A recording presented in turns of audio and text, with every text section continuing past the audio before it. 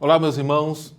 Deus abençoe a sua vida. Estamos de volta para mais uma aula sobre o panorama do Antigo Testamento. Esta é a aula de número 40 e nós vamos estudar agora o livro de Gênesis, o primeiro livro do Pentateuco. O Pentateuco ele é composto por 5 primeiros livros da Bíblia. E aí, a gente já sabe, e aí eu vou cobrar de vocês agora novamente. Qual é o primeiro livro? Gênesis, que significa origens. O segundo, Êxodo, que significa saída. O terceiro, Levítico, para fazer referência à lei. Números, que vai fazer referência a recenseamento, a contagem do povo de Israel.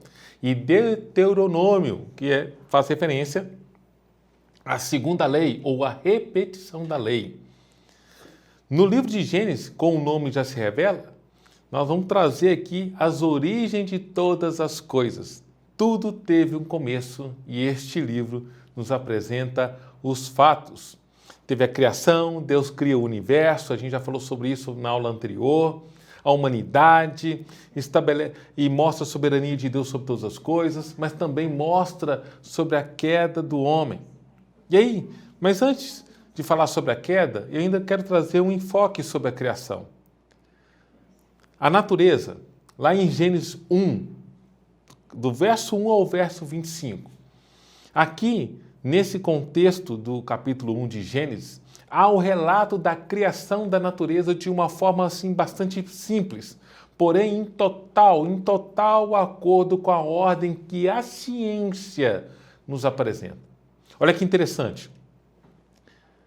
Luz antes dos astros, vegetais antes dos peixes, peixes antes dos mamíferos e do homem. Deus criou tudo pronto dentro de uma lógica e de uma ordem específica. E você pode conferir isso em Gênesis capítulo 1, onde está ali, a semana criacional.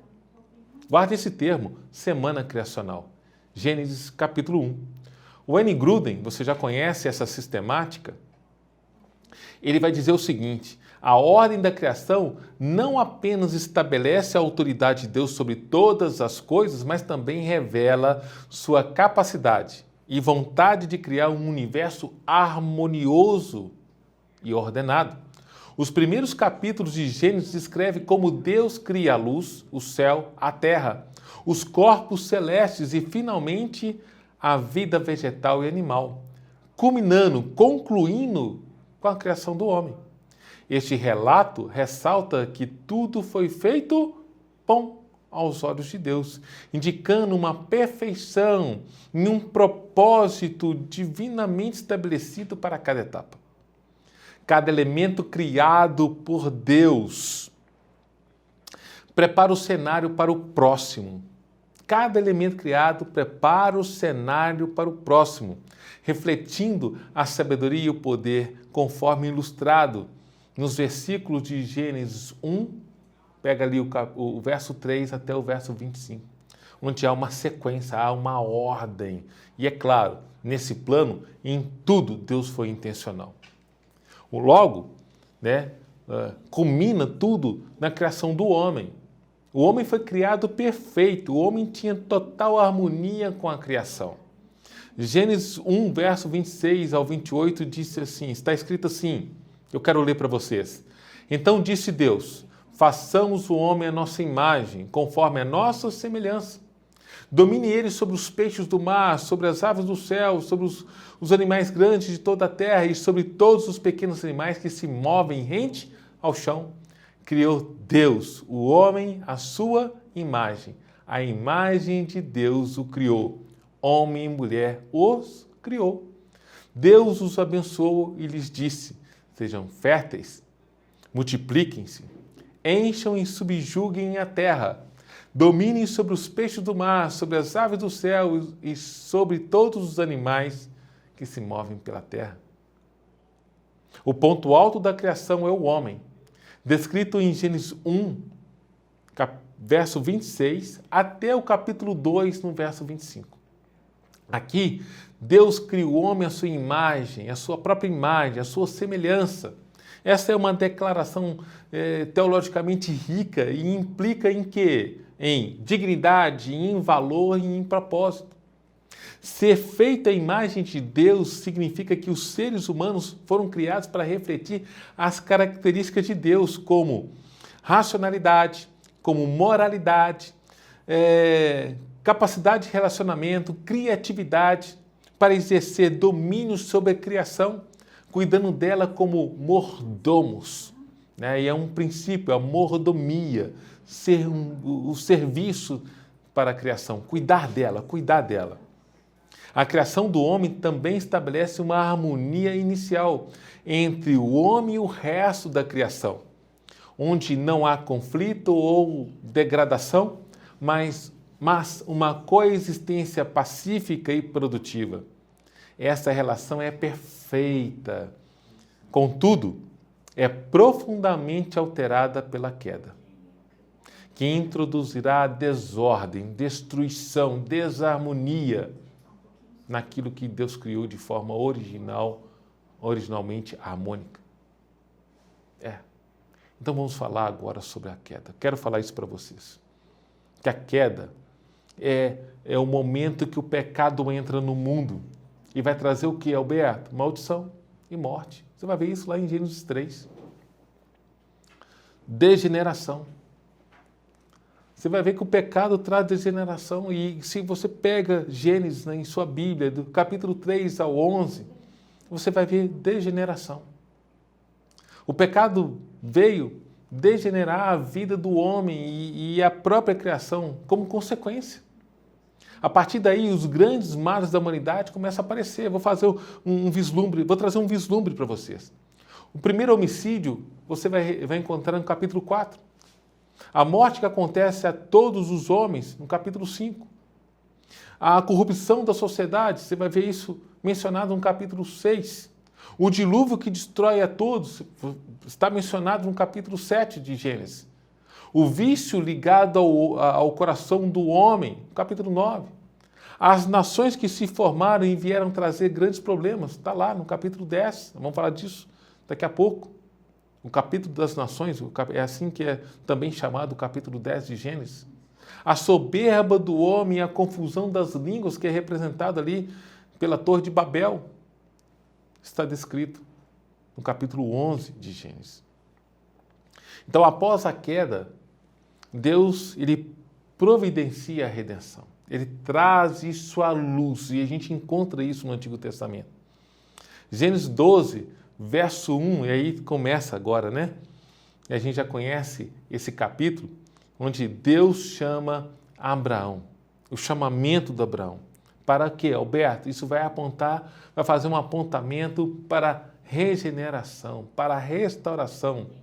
Em outras palavras, para a redenção. Vai apontar para a redenção. E a gente vai começar a perceber como isso começa a ter total sentido de Gênesis 12 ao 50. Olha que interessante. Em Gênesis 12, do verso 1 ao 3, Deus chama Abraão para deixar sua terra e sua família, seus servos, seus rebanhos, conforme está lá descrito em Gênesis 12, no verso 5. E John Bright, que eu já mostrei para vocês aqui no livro História de Israel, ele vai trazer uma análise sobre Gênesis 12, quando Deus chama Abraão. E mostra para ele uma terra, para formar aí uma grande nação. Esse chamado de Abraão inaugura uma série de eventos que demonstram a intervenção direta de Deus na história da humanidade, não apenas para corrigir a queda, mas para estabelecer um povo através do qual o mundo inteiro seria abençoado.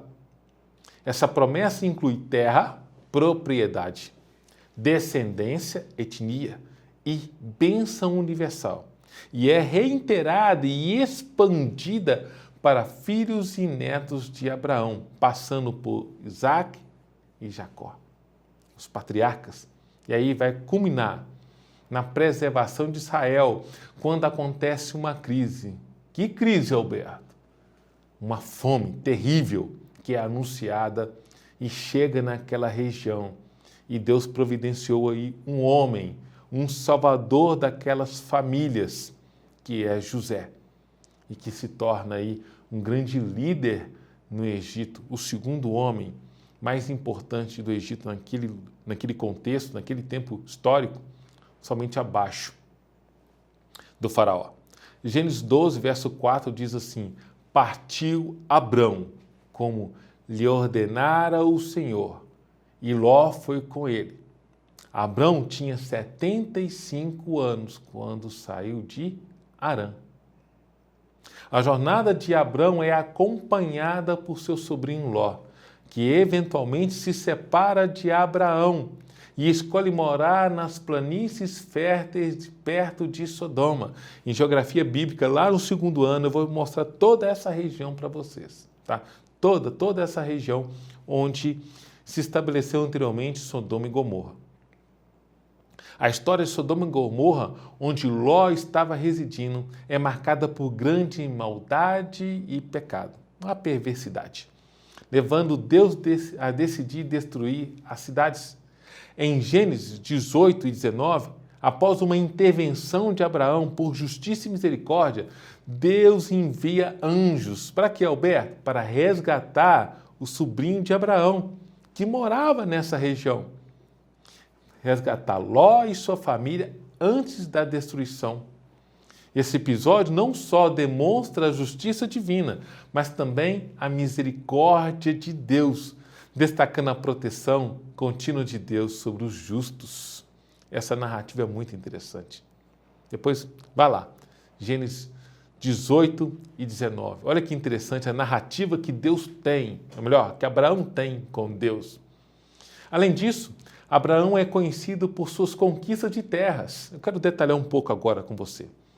Não apenas por promessa divina. Deus prometeu uma terra para ele e para sua descendência. É uma terra que ele tinha que ocupar. E como que se deu isso, Alberto? Então, olha, se deu através de compras e conquistas e abertura de poços. Sabia disso? Foi assim que Abraão e seus descendentes, os patriarcas, conquistaram toda aquela terra. Está aí um entendimento para você. Porque quando eles retornam do Egito, eles vão ocupar aquilo que era do seu antepassado, dos seus antepassados. Ok? Então, um exemplo significativo para que você comece a ter esse entendimento é a compra do campo de Macpela, que incluía uma caverna que Abraão usou para sepultar sua esposa, Sara. Conforme está registrado lá, você pode conferir agora na sua Bíblia, lá em Gênesis, no capítulo 23. Aí eu vou trazer um detalhe aqui desse capítulo. Gênesis 23, do verso 16 ao 18, está assim. Eu quero ler para vocês. Abraão concordou com Efrom e pesou-lhe o valor por ele estipulado diante dos hititas, 400 peças de prata, de acordo com o peso corrente entre os mercadores. Assim, o campo de Efrom em Macpela, perto de Manre, o próprio campo com a caverna que nele há e todas as árvores dentro das divisas do campo, foi transferido a Abraão como sua propriedade diante de todos os hititas que tinham vindo à porta da cidade. Olha como é rico esse texto. Este ato de compra foi uma afirmação concreta da fé de Abraão na promessa de Deus, de que a terra seria dele e de sua descendência. Olha só, meus irmãos, Abraão também envolve em uma conquista militar, quando resgata Ló e sua família, derrotando 4 reis com um pequeno grupo de homens treinados em sua própria casa, lá em Gênesis 14. Quero mencionar isso também.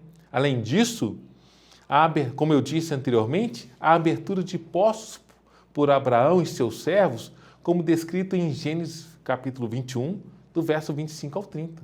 Isso também simboliza seu estabelecimento e reivindicação de terra.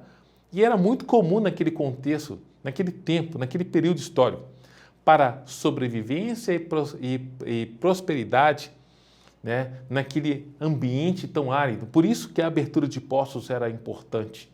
Então, o poço era aberto também para buscar água, mas principalmente para demarcar território, demarcar espaço. Se você observar, cada poço tinha um nome. Naquela época, fazia uma referência, é como se fosse uma escritura. Sabia de quem pertencia aquele território e aquele poço, a qual família, a qual clã, a qual pessoa. Então, essa parte de Gênesis, essa seção de Gênesis, portanto, não apenas narra a história dos patriarcas, mas também ilustra como a regeneração de Deus opera, transformando maldições em bênção e guiando o seu povo através das provações para cumprir os seus propósitos redentores.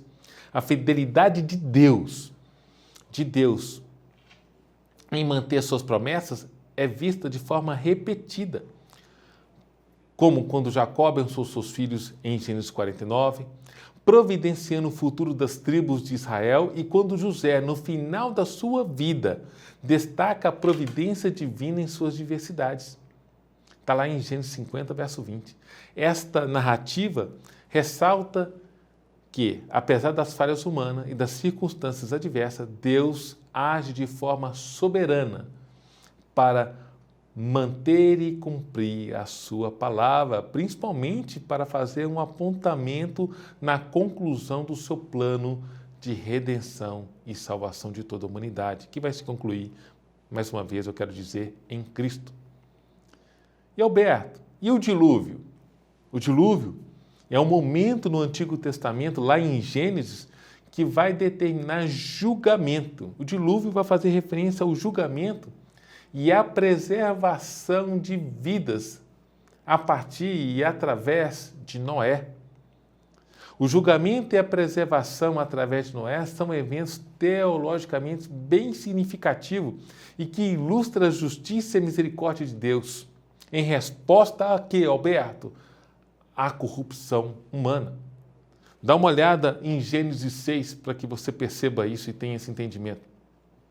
Lá, a narrativa bíblica descreve um mundo que se tornou corrupto e cheio de violência. Olha só esse trecho de Gênesis 6, no verso 5.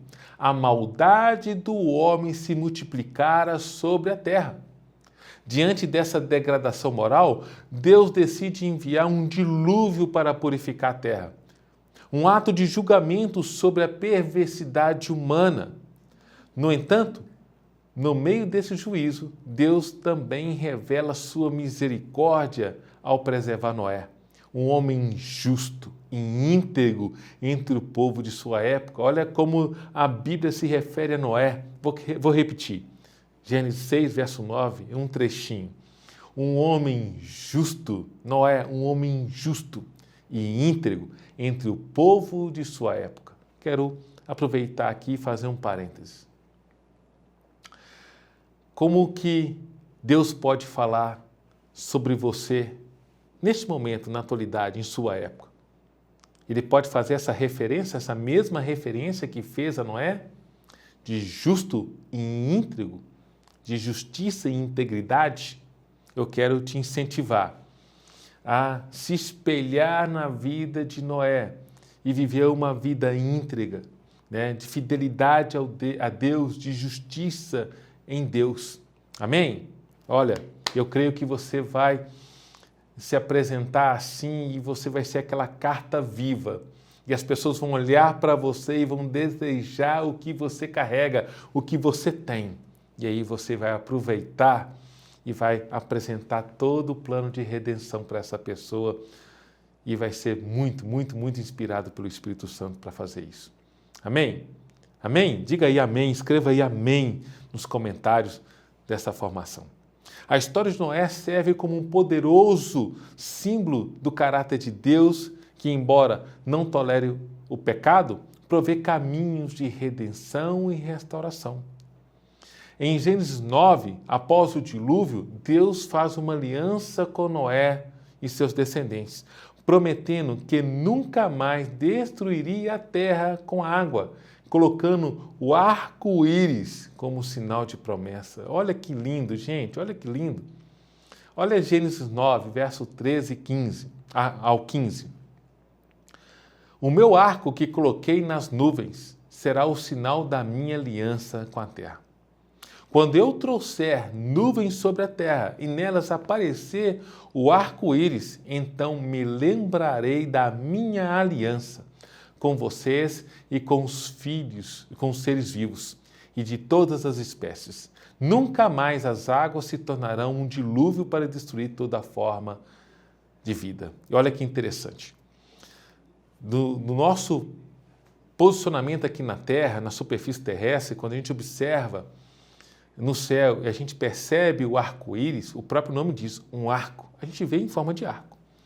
Mas se você sobrevoa, e aí se você der um Google aí, você vai encontrar na internet o arco-íris de forma completa e que é chamado normalmente de halo solar. E aí você vai perceber que lembra uma aliança, porque ele é completo. O arco-íris, na verdade, ele é um círculo perfeito e completo. E isso mostra para nós que Deus usa a natureza para trazer à memória a aliança que Ele estabeleceu conosco, que nunca mais ia destruir a terra com água. Olha que interessante, olha que lindo. Você sabia disso?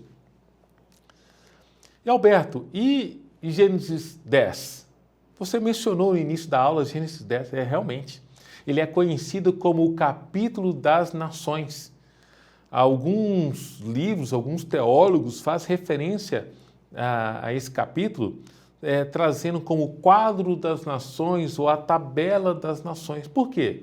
Porque esse capítulo 10, ele representa um importante registro, não só teológico, mas genealógico, que lista os descendentes de Noé através dos seus filhos. Você lembra quais são os filhos de Noé? Vão dizer comigo aqui, ó. Sem, Cã, qual que é o terceiro? Isso, Jafé. Sem, Cã e Jafé são os filhos de Noé. Esse capítulo ele vai detalhar, ele é muito interessante, meus irmãos, depois leia esse livro, esse capítulo com mais atenção. Ele vai detalhar a dispersão dos povos na terra após o dilúvio. E esse registro não é apenas vou tratar assim, tá? Um mero catálogo genealógico. Ele reflete a providência de Deus na diversidade da humanidade e traz continuidade ao plano de Deus, apesar do julgamento do dilúvio global. A inclusão de tal genealogia em Gênesis demarca esse tema bíblico da soberania de Deus para todas as nações e a conexão entre as nações, né? Estabelecendo aí e expandindo em número populacional toda a humanidade. Toda a humanidade. Então, além do seu valor teológico, Gênesis 10 também estabelece o contexto para certos eventos, tá? É um capítulo que antecede o evento que nós vamos ver agora, que está lá no capítulo 11 de Gênesis, que é sobre a Torre de Babel, né? Que vai narrar, vai descrever para nós a diversidade linguística e o estabelecimento ali de ocupações geográficas pelas nações. Então vamos ver um pouquinho, vamos entender um pouquinho de Gênesis 11, que fala da origem das nações a partir da língua e a sua consequente dispersão pela terra. Então, Gênesis 11 vai tratar sobre a narrativa da Torre de Babel. Segundo essa narrativa, após o dilúvio, a humanidade que tinha uma única língua se reuniu na planície de Siná. Alberto, onde fica Siná? Fica na Mesopotâmia. Você já percebeu que eu tenho falado lugares aqui, citado regiões? Então, deixa eu fazer uma pausa aqui nessa aula. Eu quero indicar para você começar a formar aí a sua biblioteca um livro. Eu vou indicar um livro aqui do autor, do pastor André Daniel Reikin, Atlas Bíblico Ilustrado. Esse aqui é um material muito bom. Olha, eu estou usando, já tem até lugares que eu já fiz marcações. Nesse Atlas, você vai encontrar aqui diversas ilustrações mostrando, por exemplo, vou pedir o Caleb para focar aqui, por exemplo, a travessia, né, a caminhada, a jornada aí da família de Abraão, começando com Tera aqui em Ur dos Caldeus, chegando na Harã e depois se dirigindo para Canaã, para a terra prometida. você vai perceber também várias outras informações geográficas sobre, por exemplo, aqui o Egito, o Rio Nilo, e aí existem tantas outras informações. Então, é uma indicação para que você possa formar aí a sua biblioteca. Lembre-se, seminarista, lembre. Você precisa buscar conhecimento e buscar entendimento, sabedoria. E isso começa também com uma boa biblioteca. Beleza? Fechemos parênteses aqui. Então, quando eu falar aqui, assim que você puder adquirir, né, ou então busca aí na internet onde eu encontro Sinar, antigamente na Bíblia, onde estava situada essa cidade. Então, na Mesopotâmia, depois dá um Google aí que você vai encontrar. Então, segundo essa narrativa bíblica, após o dilúvio, a humanidade que tinha uma única língua se reuniu na planície de Sinar e decidiu construir uma cidade. E nessa cidade, uma torre que alcançasse os céus. Isso para quê? Para o homem, naquele tempo, que simbolizasse unidade, força, governo, mas não é só isso não, tá? Para demonstrar também o quê? Arrogância, soberba e desejo de fazer um nome para si mesmo independente de Deus. Ou seja, se ocorresse novamente um dilúvio, nós estaríamos salvos. E aí a nossa soberania seria independente de Deus. Olha o que diz Gênesis, no verso 9, Gênesis 9, no verso 1. Deus abençoou Noé e seus filhos, dizendo: sejam férteis e multipliquem sobre a terra, e encham a terra. Era para se espalhar, não para se concentrar em um único ponto. Então, em resposta ao que aconteceu em Sinar, na Mesopotâmia, Deus confunde suas línguas e dispersa as pessoas por toda a face da terra, impedindo-os de concluir o seu projeto. Gente, imagina a confusão. E é exatamente isso que significa Babel, confusão. Imagina você não entendendo o que o outro está falando. Então isso foi parte, e as pessoas começaram a se separar e formar ali conjuntos. Esse episódio ilustra então a soberania de Deus e a intervenção dele na história da humanidade mais uma vez, para que o seu propósito possa ser concluído, desenvolvido. Então a dispersão em Babel não representa apenas a punição, mas também a demonstração de misericórdia. Deus agiu com misericórdia.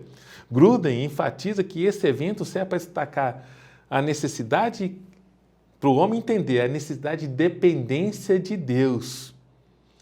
E mostra também a falha da humanidade em reconhecer esta necessidade, essa dependência.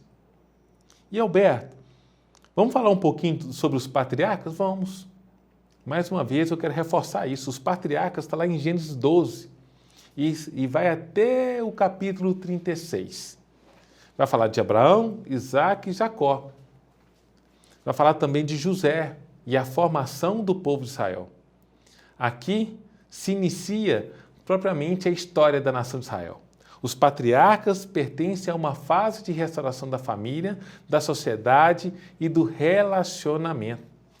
Logo em seguida, nós temos a descida para o Egito. Está lá em Gênesis 37 aos 50. E aqui nós vamos ver sobre a história que Deus começa a desenvolver a partir da descendência de Jacó e usando aí a vida de José. Então, agora eu quero encerrar essa aula. Nós temos muita coisa para poder estudar a respeito do Antigo Testamento e do Pentateuco. Na aula de amanhã, eu vou dar um spoiler para vocês. Na aula de amanhã nós vamos ver Êxodo. E aí nós vamos dar uma continuidade a partir desse ponto que eu terminei com vocês a respeito de José. Como Deus usa José. Deus usa José para levar as famílias, para evitar passar por uma crise, uma fome para o Egito, onde havia fartura de alimento. E aí você vai entender o tempo que o povo permanece nessa terra e o tempo que leva para poder sair. Então, olha, Eu te aguardo amanhã, se Deus permitir, para a gente estudar mais sobre o panorama do Antigo Testamento. Até mais!